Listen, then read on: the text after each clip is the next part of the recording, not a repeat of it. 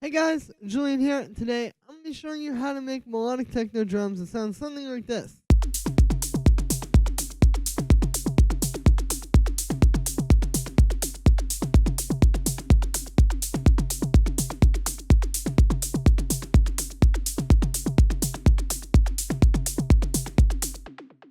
So yeah, I wanted to make this video because due to the fact that the word melodic is in the name melodic techno, a lot of times, a lot of the videos that I've seen on YouTube and the ones that I've made as well, I kind of like focusing on the more melodic side of the genre, but there is a lot to it, and it's not just about like knowing how to write cool melodies and cool chord progressions and like dark stuff and all that. It's also about knowing how to put together these kind of nice sounding drums. So that's what I want to show you how to do today. And as usual, you can get the project file and the samples and all that kind of stuff from this video in the description. And yeah, let's get started. So the first sound I have here is this 808 kick, which sounds like this.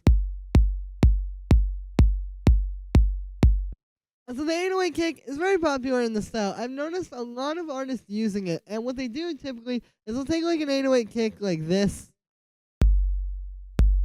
which as you can hear, that's just like a really straightforward 808, like straight out of the machine. Like that's exactly what it sounds like. It's not the punchiest, but it has a good low end and kind of a nice transient to it with that click. And then what you do is you take that and just kind of play around with it inside of a sampler. So in this case, for example, what I've done is I've shortened it using the amplitude envelope, which as you can hear, the original has a lot of low end and kind of like a long release.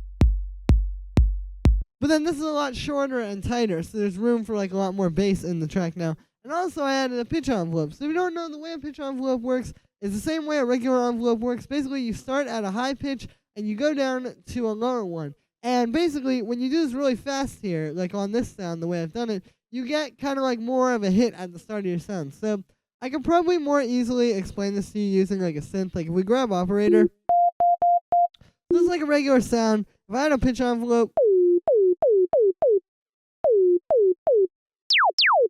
there you go. It's starting up here and going down here. And then when you start doing that really quickly, like if I turn the decay down, you can hear it becomes more and more of like a click. And so that's what we're doing with the 808. We're just taking it and adding more impact and more attack to the sound. Again, going from that to this by using the pitch envelope. So it's a very powerful method of doing this because you can take a sound like this and just really like shape it and make it work for what you want. And so that's what I've done here. And then yeah, that is really it for inside of the sampler. After that, I just have a bit of drum bus. So I'm just going to drive and the crunch up a little bit. And there's just like that last little thing, to kind of take it and make it hit harder. Here's without it. And then with it, you can hear this kick is a lot more powerful and has a lot more kind of presence in the mix.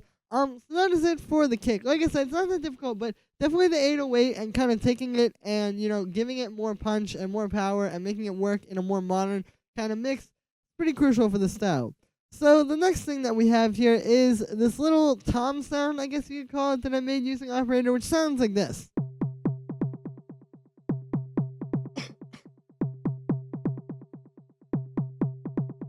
Basically what's happening here is just kind of playing off of the kick you can hear. And it's meant to just be kind of like a sort of mid-rangey percussion sound. So if I play the whole mix of these drums without this, you can hear these other percussion sounds are very much in the high end. Like they don't really have a lot of that kind of like low mid-range like this does. And then with the kick, that's just really in the low end with a little bit of high end in the click and all that kind of stuff. But yeah, so this just kind of adds a little bit of that to the track. So the way that I made the sound was, like I said, using operator. Basically what this is it's just a pretty simple FM sound. We have 3 sine waves here, just doing some FM off of each other. You can see I've got the chorus pitch of the first one down an octave, and then the other ones are just regular. And then after that, I just have a bit of a pitch envelope on there, so similar to the kick. Just kind of giving it like that sort of, that attack that you hear if I turn this off. There we go, that's what adds that. So then after that, I just have a bit of echo doing 8th notes. And that's really it for this sound. Like I said, like it's really just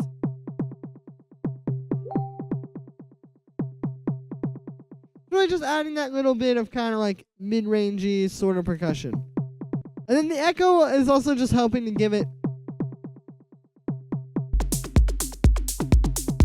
kind of more rhythm because it makes it ring out a little bit longer.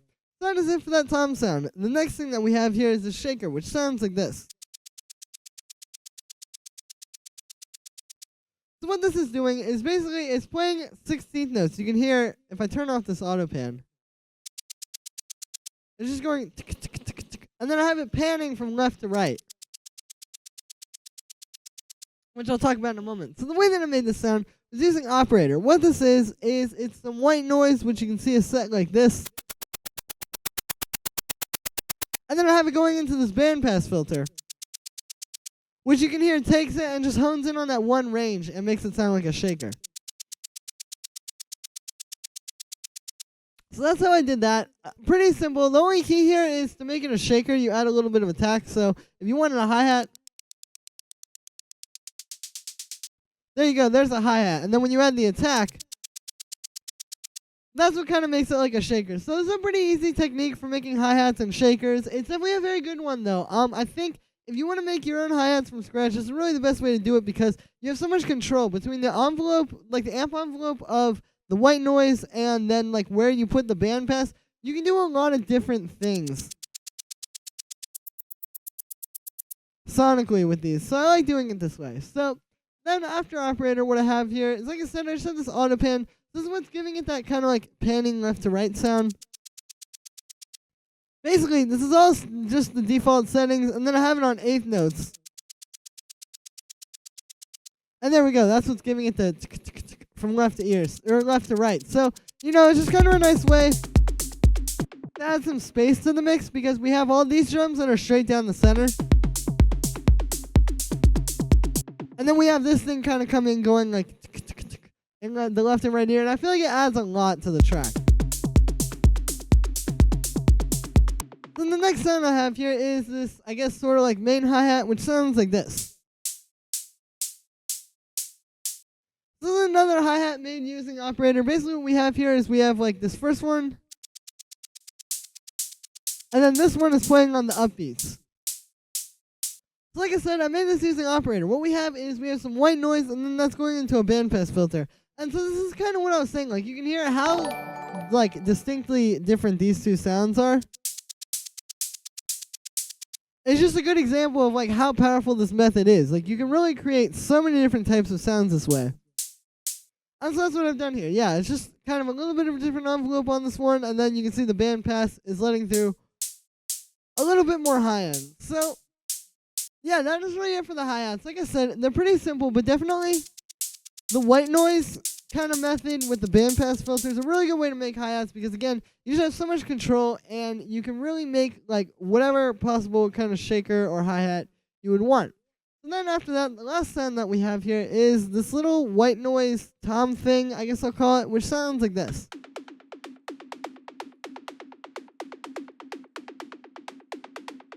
Basically what this is it's just this little sound that I made using some white noise and operator. Which, like I said, it's kind of like a tom. And then I just had this in here playing this pattern, which I'll show you without the echo. You can kind of hear it if I play it with the kick.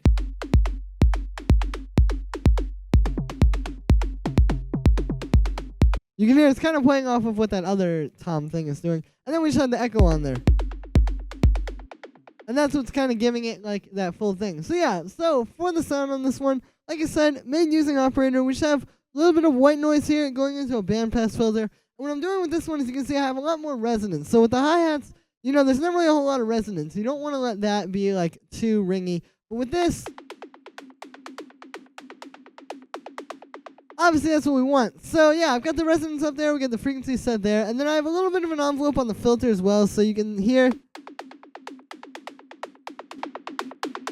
That's what gives this sound that click. If I turn it off,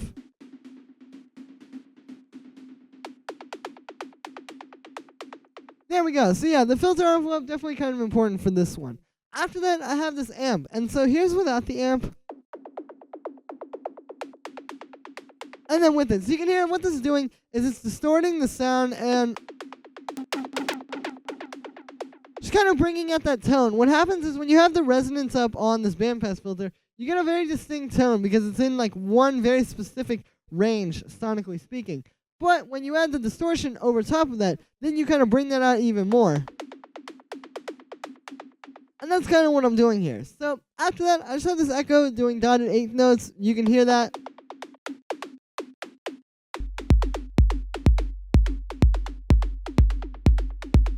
Basically, it's playing that pattern that you heard, and the echo just has to add a little bit more rhythm to it and make it flow a little bit more, because it kind of keeps ringing out there.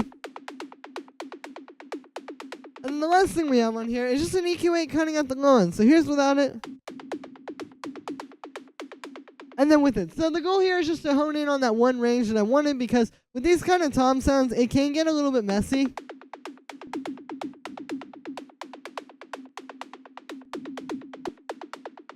Especially when you add the distortion, so I'm just kind of getting rid of that. And yeah, and that is pretty much it for the tom. And so with that, I think that's me for today, guys. So I hope you guys enjoyed this video very much. As usual, make sure to like this video as well as subscribe, and let me know what you think of this video in the comments. Once again, you can get the project file and the samples and all that kind of stuff in the description for free. So make sure to check that out. And if you're a patron on my Patreon, check there, because it will all be available there shortly without a download gate. Thank you very much, everybody, and I will see you tomorrow with another video.